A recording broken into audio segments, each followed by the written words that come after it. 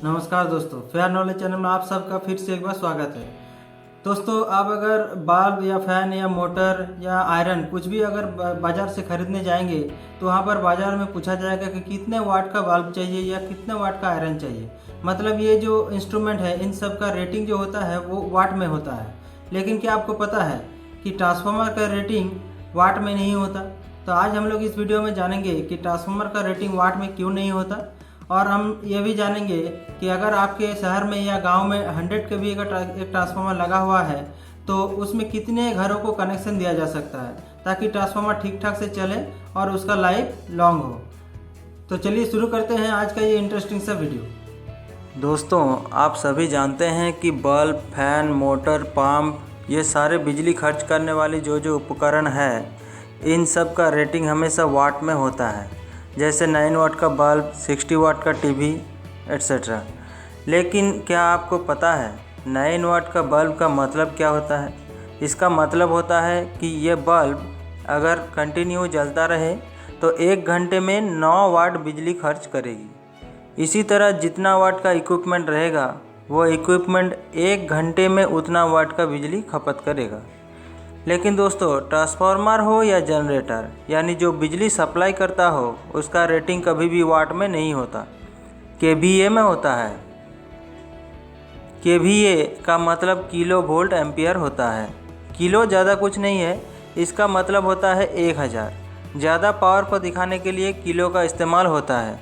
जैसे 100 केवीए का ट्रांसफार्मर को अगर 1 लाख VA कहा जाए तो वो सुनने में बहुत बड़ा लगता है, इसलिए उसे 100 केवीए कहा जाता है। दोस्तों, केवीए हो या फिर वाट, दोनों ही इलेक्ट्रिकल पावर यानी शक्ति का यूनिट है। इसी पावर से हमें उसका लोड लेने की क्षमता का पता चलता है। अब समझ लेते हैं पावर बराबर क्या होता है। दोस्तों, पावर वोल्टेज, करंट और पावर फैक्टर का गुणनफल है। यानी वोल्टेज और करंट के साथ पावर फैक्टर को गुणा करके हमें वाट के रूप में पावर मिलता है। दोस्तों, इलेक्ट्रिकल सिस्टम में पावर फैक्टर बहुत ही महत्वपूर्ण चीज़ है और ये पावर फैक्टर लोड के हिसाब से बदलता रहता है। इलेक्ट्रिकल सिस्टम में 3 तरह के लोड होते हैं, जैसे रेजिस्टिव लोड, इंडक्टिव लोड और कैपेसिटिव लोड। रेजिस्टिव लोड यानी जहाँ रजिस्टर होता है, जैसे बल्ब, हीटर, आयरन एट्सेट्रा। इस केस में पावर फैक्टर यूनिटी मतलब 1 रहता है।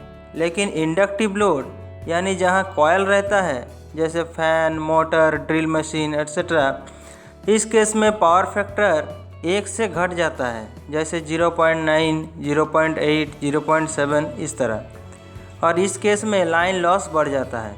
इसीलिए पावर फैक्टर को 1 के आसपास रखना बहुत ही ज़रूरी है। लेकिन ऐसा तो नहीं हो सकता कि इसके लिए हम फैन, मोटर, ड्रिल ये सब चलाना बंद कर दें। तो इस समस्या का हल करने के लिए लाइन में कैपेसिटिव लोड यानी कैपेसिटर को जोड़ा जाता है ताकि पावर फैक्टर 1 के आसपास रहे और लॉस कम हो। अब आते हैं मेन मुद्दे पर। दोस्तों, किसी भी इलेक्ट्रिकल इक्विपमेंट का रेटिंग वाट में तभी लिखा जा सकता है जब उसका पावर फैक्टर ज्ञात हो। जैसे मोटर बनाते समय इंजीनियर को पता होता है कि इसमें कितना लोड दिया जाएगा और किस तरह का लोड इसमें चढ़ेगा। उस हिसाब से पावर फैक्टर का भी उन लोगों को पता होता है और उसका रेटिंग वाट में लिखा जाता है। लेकिन ट्रांसफार्मर बनाते समय किसी को ये नहीं पता होता कि इसमें रेजिस्टिव लोड ज़्यादा लगेगा या इंडक्टिव लोड, मतलब लाइन में बल्ब, आयरन, हीटर ये सब ज़्यादा चलेगा या फैन, मोटर ये सब। इसलिए पावर फैक्टर का भी पता नहीं चल पाता क्योंकि ये लोड के हिसाब से बदल जाएगा। पावर फैक्टर का पता नहीं होने के कारण ट्रांसफार्मर की पावर सिर्फ वोल्टेज और करंट को गुना करके ही किया जाता है।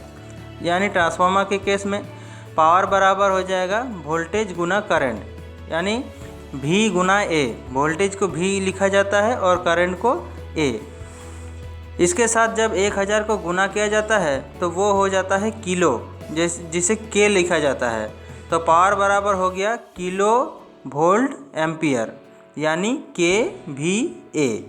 वोल्टेज का यूनिट वोल्ट होता है जिसे V लिखा जाता है और करंट का यूनिट होता है एम्पियर जिसे A से डिनोट किया जाता है। अब चलिए देखते हैं कि 100 kVA ट्रांसफार्मर से कितने घरों को कनेक्शन दिया जा सकता है। दोस्तों, ट्रांसफार्मर के केस में पावर फैक्टर को 0.8 माना जाता है। तो देखिए किलोवाट बराबर KVA गुना पावर फैक्टर। तो KVA तो 100 KVA ट्रांसफार्मर है, इसलिए KVA की जगह पर 100 गुना पावर फैक्टर 0.8 बराबर 80 किलोवाट। यानी ये जो ट्रांसफार्मर है इसका शक्ति 80 किलोवाट है, मतलब ये ट्रांसफार्मर 80 किलोवाट तक लोड ले सकता है। लेकिन ट्रांसफार्मर की लाइफ बढ़ाने के लिए और उससे अच्छा परफॉर्मेंस पाने के लिए इसे मैक्सिमम 75% लोड पर चलाना होता है, नहीं तो ट्रांसफार्मर ओवरलोड हो जाएगा और बहुत सारे समस्या दिखाई देगा, जैसे बार बार फ्यूज कट जाना, वोल्टेज ठीक ठाक नहीं मिलना, यहाँ तक कि ट्रांसफार्मर जल भी सकता है। तो इसलिए ट्रांसफार्मर को मैक्सिमम 75% लोड पर ही चलाना ठीक रहता है। तो अब देखिए 80 किलोवाट का 75% हो जाएगा 60 किलोवाट, मतलब इस ट्रांसफार्मर पर 60 किलोवाट लोड को कनेक्ट किया जा सकता है। अगर हर घर का एवरेज लोड मान के चलते हैं 1 किलोवाट हो तो 60 किलोवाट डिवाइडेड बाई 1 किलोवाट बराबर 60, यानी इस ट्रांसफार्मर से लगभग 60 घरों को बिजली का कनेक्शन दिया जा सकता है। अब देखिए ये 60 घरों का जो कनेक्शन है ये ट्रांसफार्मर से 3 फेज निकलता है, तो ये तीनों फेजों में बराबर बराबर बांटना है।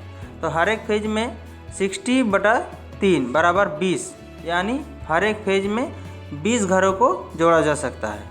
दोस्तों ये वीडियो कैसा लगा कमेंट सेक्शन में ज़रूर बताना। अगर ये वीडियो अच्छा लगा तो चैनल को सब्सक्राइब करके लाइक बटन को ज़रूर प्रेस कर देना। मिलेंगे नेक्स्ट वीडियो में, तब तक के लिए जय हिंद।